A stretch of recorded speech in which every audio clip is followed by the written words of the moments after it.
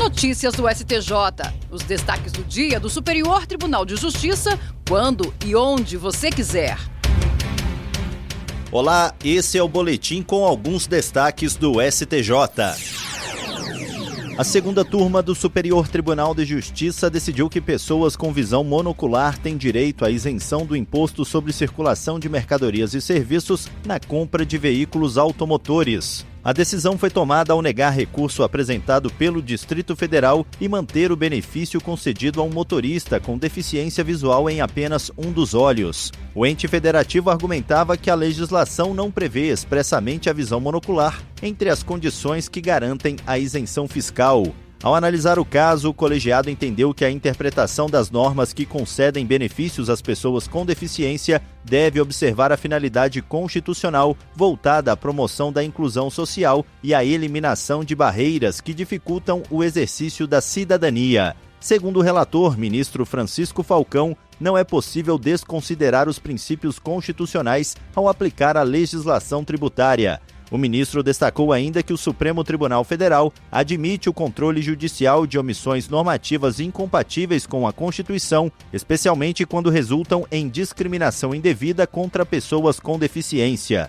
Nesse sentido, lembrou que o STF já reconheceu a inconstitucionalidade da exclusão de pessoas com deficiência auditiva de benefícios fiscais relacionados à aquisição de veículos. A decisão também considerou que a visão monocular já é reconhecida pela jurisprudência e pela Lei 14.126 de 2021 como deficiência sensorial do tipo visual para todos os efeitos legais. Para o relator, negar a essas pessoas o acesso a políticas públicas destinadas à inclusão e à mobilidade representaria uma incoerência incompatível com o sistema jurídico e com a finalidade social da norma.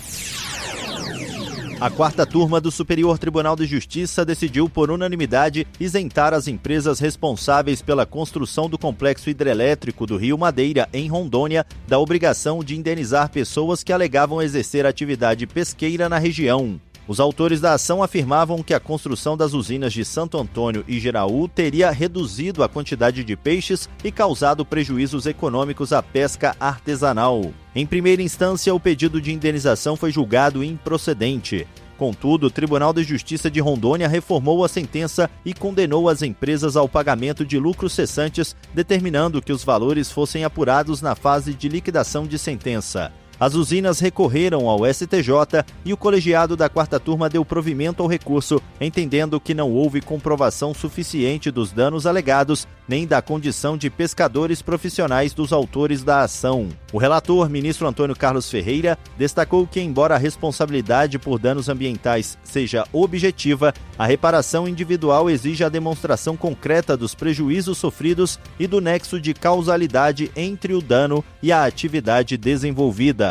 Segundo o ministro, a fase de liquidação de sentença serve apenas para definir o valor da indenização já reconhecida, não podendo ser utilizada para produzir provas sobre a existência do dano ou sobre a qualidade dos autores como pescadores. Para a quarta turma, o Tribunal de Justiça de Rondônia transferiu indevidamente para essa etapa processual questões que deveriam ter sido comprovadas durante a fase de conhecimento.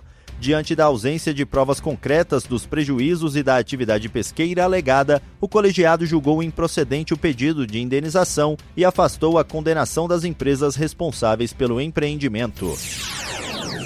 A segunda sessão do Superior Tribunal de Justiça definiu diretrizes sobre os efeitos da quitação de atraso em contratos de financiamento imobiliário com alienação fiduciária. A decisão diferencia as situações ocorridas antes e depois da vigência da Lei 13.465 de 2017. Por maioria, o colegiado acompanhou o voto do relator, ministro Ricardo Vilas Boas Cueva, e fixou duas teses. Nos casos anteriores à nova lei, quando a propriedade já estiver consolidada e a mora tiver sido quitada nos termos do Decreto-Lei 70 de 1966, deve haver o desfazimento da consolidação com a retomada do contrato de financiamento. Já após a entrada em vigor da Lei 13.465 de 2017, se a propriedade tiver sido consolidada e o devedor não tiver purgado a mora, ele não poderá reativar o contrato. Nessa hipótese, terá apenas o direito de preferência para adquirir o imóvel, conforme o artigo 27, parágrafo 2º-B da Lei 9.514 de 1997. Segundo o relator, ministro Ricardo Vilas Boas Cueva,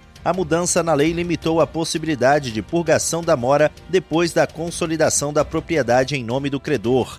Ele destacou que o entendimento vem sendo reiterado pelo tribunal. A decisão também determina que a nova regra se aplique inclusive a contratos firmados antes de 2017, desde que a consolidação da propriedade e a ausência de purgação tenham ocorrido já sob a vigência da nova lei. Essa decisão foi tomada em julgamento realizado sob o rito dos recursos repetitivos, tema 1288. Isso significa que ela vai servir de base para os demais tribunais do país quando julgarem casos semelhantes. Agora, os processos que tratam da mesma controvérsia e que estavam suspensos à espera do precedente qualificado podem voltar a tramitar.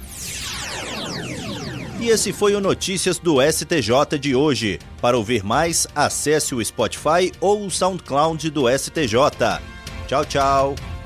Notícias do STJ, uma produção da Secretaria de Comunicação Social do Superior Tribunal de Justiça.